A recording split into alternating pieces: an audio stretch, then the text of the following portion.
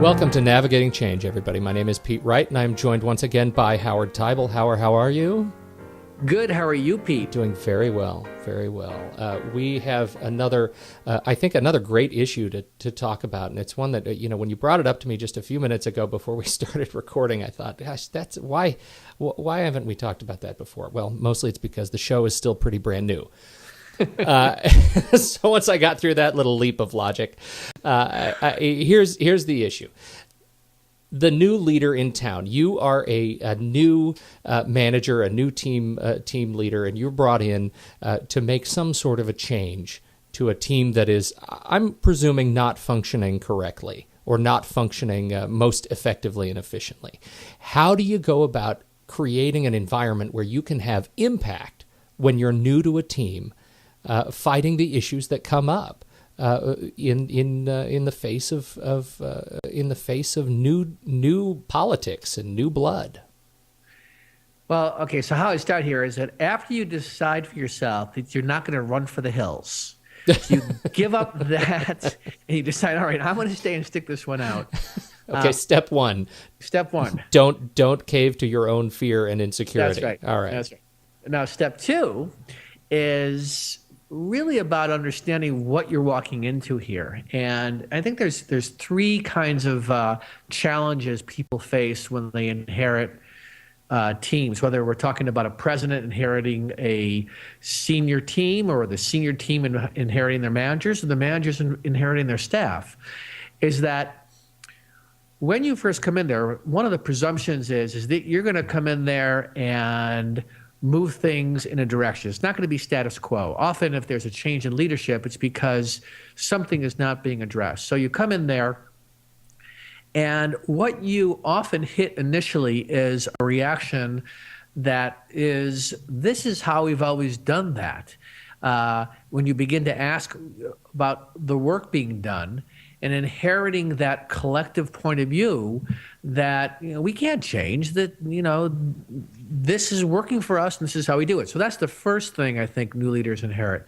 The second one is when you begin to explore what that is, people often come back with, that won't work here. We tried that. Or in this industry, we don't talk that way. I mean, there's certain language people can't use. But so there's all this putting up of resistance because people are nervous about the change. And the third one that I think new leaders walk into is underestimating that the people who are still there that worked for the prior person are very likely operating out of some old behavior. So if the old leader was a bully, then people learned to not speak up.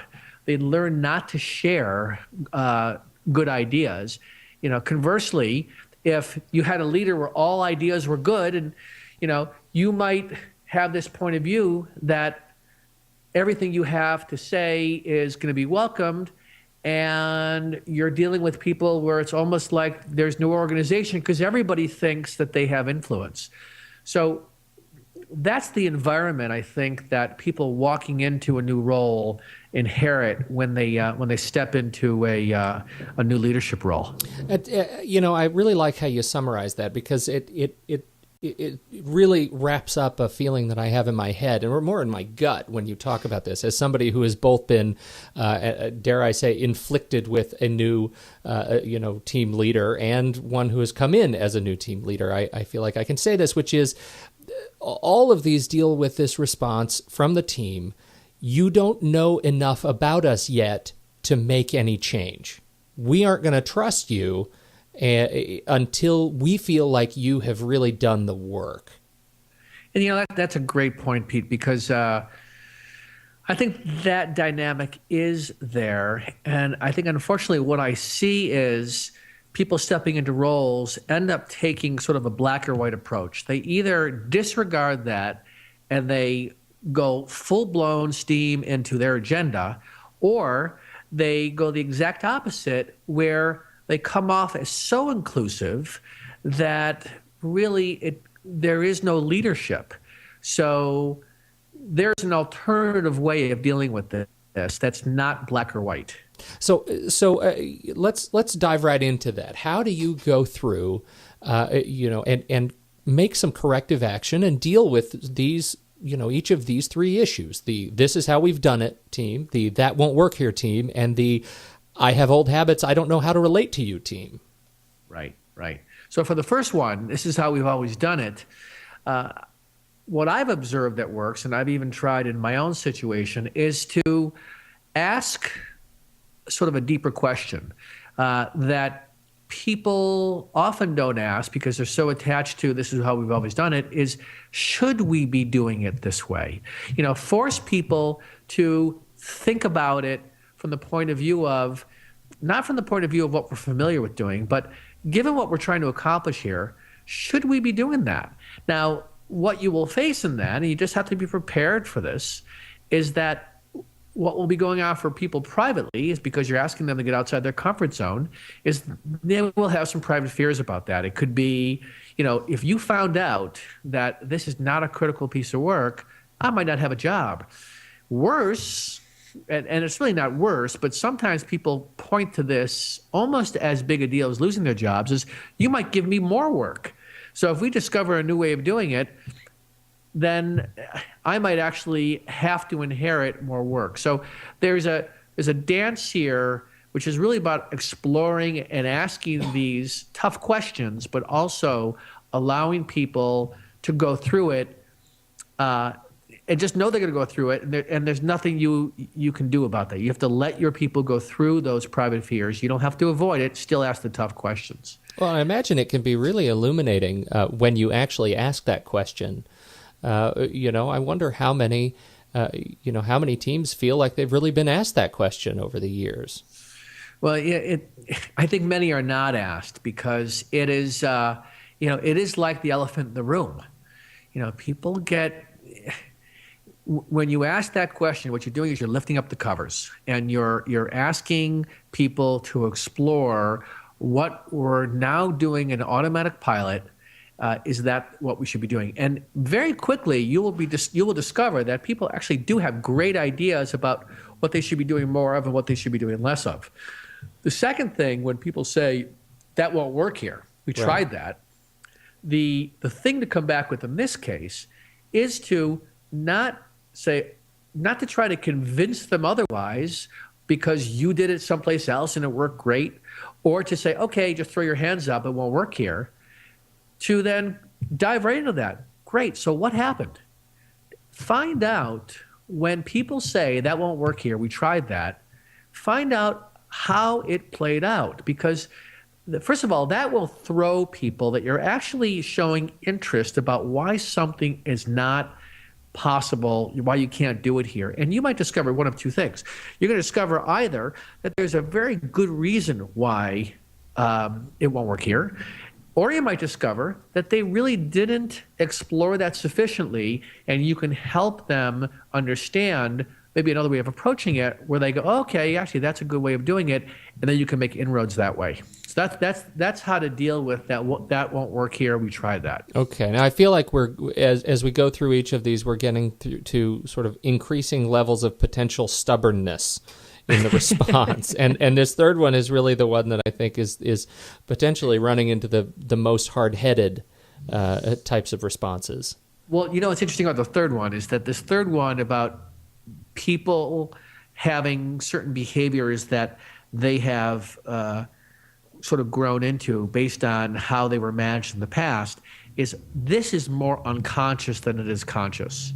If you have a boss that has been with you for years and they really were, I don't mean tough, because I know some really good bosses who are tough because they ask good questions. That's different from being a bully. That's different from intimidating. And then in those situations, people don't speak up. So then you come in there and you find that no one's offering up anything. Well, one of the ways to do this, to actually begin to break down those walls, is to be transparent about your style of management. And more explicitly, share with them that this is how you'd like to work together. I think, I can't tell you the number of times I've seen Senior leaders make assumptions about what they think people should get about them. So because you offer this great smile and you've got great teeth and you come to work and you seem to be enthusiastic, somehow people are just going to rally behind you. Sometimes it takes literally saying, it is okay to give me bad news. And matter of fact, not only do I want you to give me bad news, I expect that. We are going to not punish bad news. As a matter of fact, that's how we're going to get through this. Now, that might, it's like, sounds good. How you really get there is you're going to have a team of people, and let's say of 10 people that work for you, maybe 2 of them are going to be sitting there and they're going to say, you know what, I have been waiting for this because I want to be able to communicate the bad news. And some will be more forthright about this. So then what will happen is you'll get a subset of people who will rally behind you and actually give you what you're asking for. And then depending on how you respond to that, will also then give others permission to say it's safe. So much of this is about people feeling safe. And the way you can encourage people to feel safe is that, let's say that somebody worked with you and they gave you some bad news and it really caused you to look in there and change deadlines.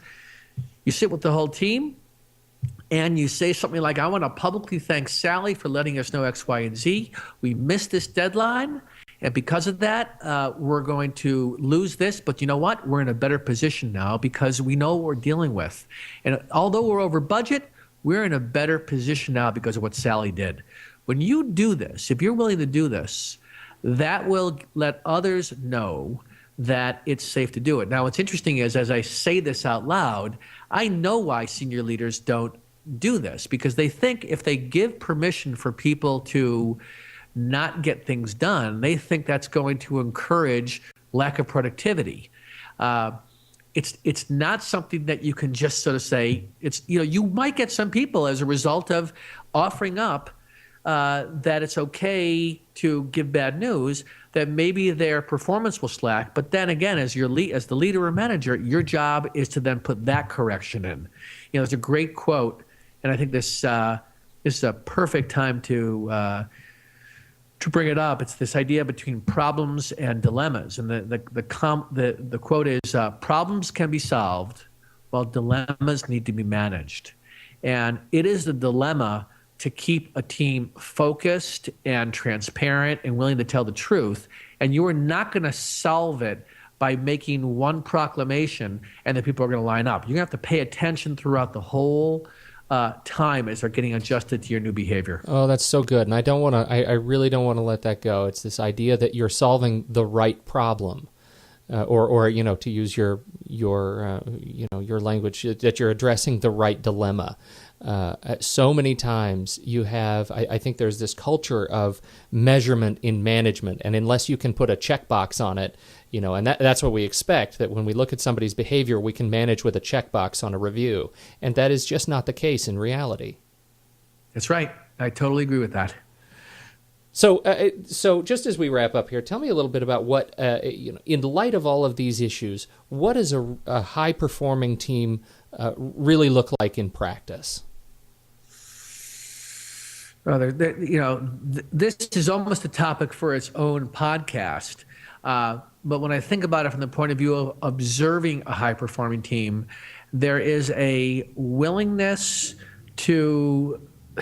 the thing that I see a lot more of, that where teams break down, a willingness to allow ambiguity to be part of the process. That, everyone knows communication is important. Everyone knows that, giving good presentations are important. Transparency, all that stuff is true. I think that the biggest challenge for teams is, recognizing that the process is never going to be perfect. And the sooner you cut your colleagues and, people that are part of your project team some slack for not getting things right, and actually coming from the point of view that everybody really is doing their best to get through this. And some people have constraints that you're probably not even aware of. The more people are able to work together. And this gets to that underlying question of trust, which takes time. I mean, that's the other piece of it that I think is tough, is that senior leaders have an expectation about this stuff happening overnight. And it not only does it take being a role model on their part to exemplify the behavior you're looking for, but they also have to give people time to adjust to it and not expect overnight everything is going to change. But, work still needs to get going. So, that's what comes to mind for me. Ambiguity is, I think, becoming even more prevalent. Uncertainty, how are we going to get through it? Timelines. It's almost out of control, but you can get there. It's just a matter of being willing to allow the ambiguity to be present. Well, and once you give yourself permission to allow that ambiguity, aren't you really setting free sort of a culture of allowing yourself to be even more creative in how you figure out solutions to complex problems? Absolutely. Absolutely. This is another great conversation, and you're right. It probably is a great topic for a whole nother show, and we should do that. Let's add that to the list of things to think about later. Thank you so much for your time, Howard. This has been a great conversation. It's always great talking to you. And until next time, on behalf of Howard Teibel, my name is Pete Wright. Thanks for listening to Navigating Change.